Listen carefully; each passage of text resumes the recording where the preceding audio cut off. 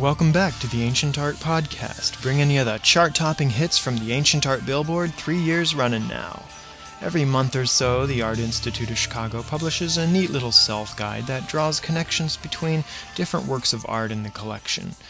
You can download it or pick it up at the museum, or just keep it on your smartphone while you go around browsing the artwork. In keeping with the Halloween season, the October 2009 self-guide's called Off With Their Heads, inspired, as it says, by the playfully disembodied human heads that practitioners of Victorian photo collage whimsically grafted onto the animal bodies or morphed into household objects. This guide reveals the bounty of beheadings in the collection, from the ghoulish to the gorgeous. One humorous disembodiment is a page from the Madame B album of the 1870s, where little portrait photos of Madame B's family were cut out and pasted onto the tail feathers of a watercolor turkey. And then the rather grisly Head of a Guillotined Man by Théodore Géricault from 1818 to 1819. Supposedly, Géricault kept this severed head of a thief in his studio for 2 weeks. On the flip side, some headless bodies include the provocative yet disturbing 1988 sculpture of a woman in a tub by Jeff Koons. You can only wonder what's at the other end of that snorkel poking out of the water. And then we come to a Roman period statue of a seated woman. The Art Institute Self-Guide reveals that this 2nd century marble sculpture didn't lose its head as an accident. You can tell from the deep cavity in the neck that the head was separately carved and then attached to the torso.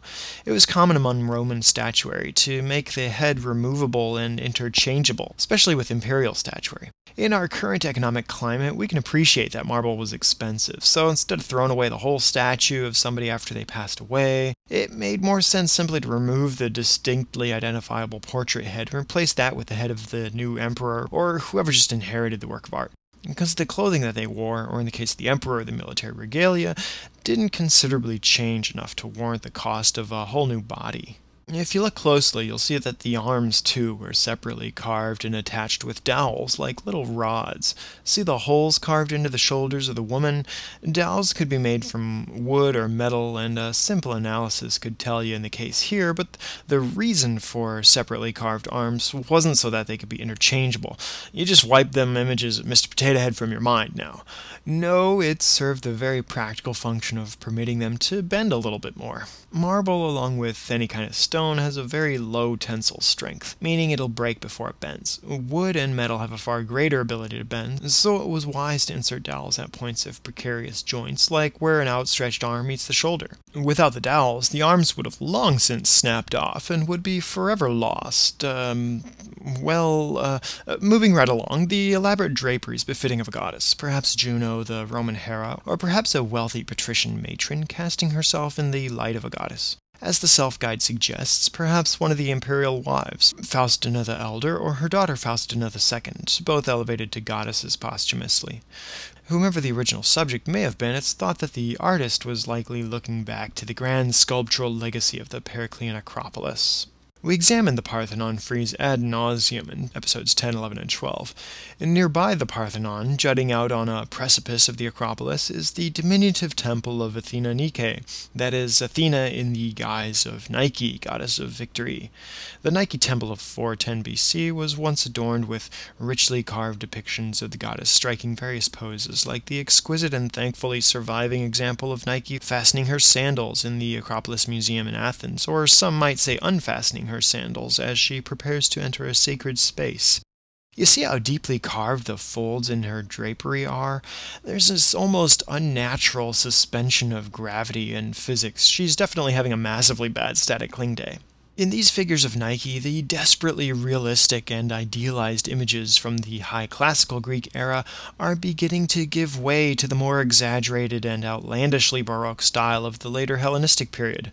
Her robes become almost liquid as it pours and cascades down her frame, revealing the not-so-subtle contours of her nude physique underneath.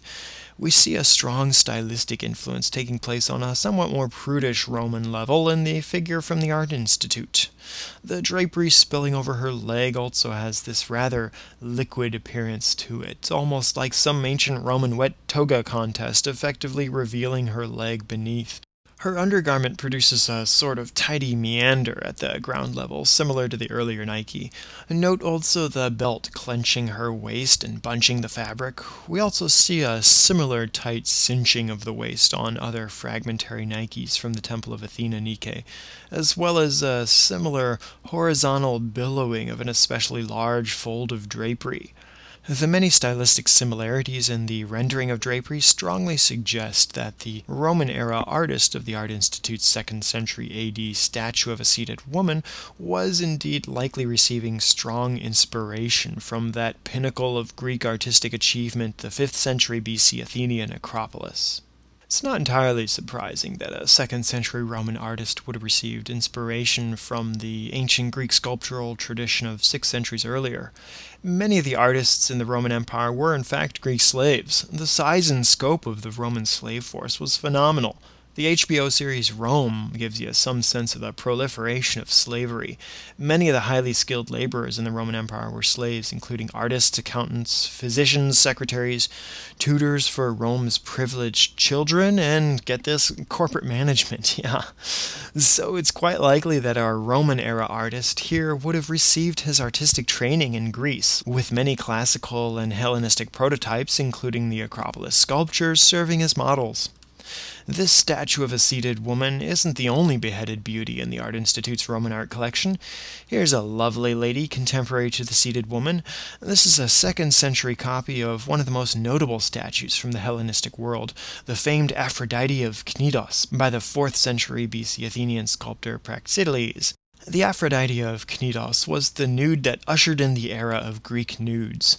This is one of the countless copies of the Praxitelean Aphrodites produced during the Roman era, which demonstrates the feverish popularity of the original work. The Aphrodite of Cnidos deserves much more attention than what we're able to cover in this short span of this episode, so we'll just have to defer our satisfaction until next time when we take a close, detailed look at the fantastic history, legacy, and artistry of the Aphrodite of Cnidos. In the meantime, download Off With Their Heads, the October Self-Guide to the Art Institute of Chicago. If you follow me on Twitter at Lucas Livingston, you'll already have the link. Check out tinyurl.com/AIC Self-Guide, all one word. Also try to visit the special exhibition Playing with Pictures, the Art of Victorian Photo Collage at the Art Institute on view through January 3rd, 2010. You'll find a nice little interview with the curator, Liz Siegel, in the October episode of the Art Institute's podcast, Musecast.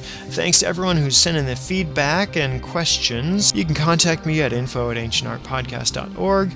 You can also leave comments on the website, on YouTube, and on iTunes. You'll find a feedback form at ancientartpodcast.org, plus the nice little survey that helps me to get to know more about you all and your interests. Happy Halloween, and see you next time on the Ancient Art Podcast.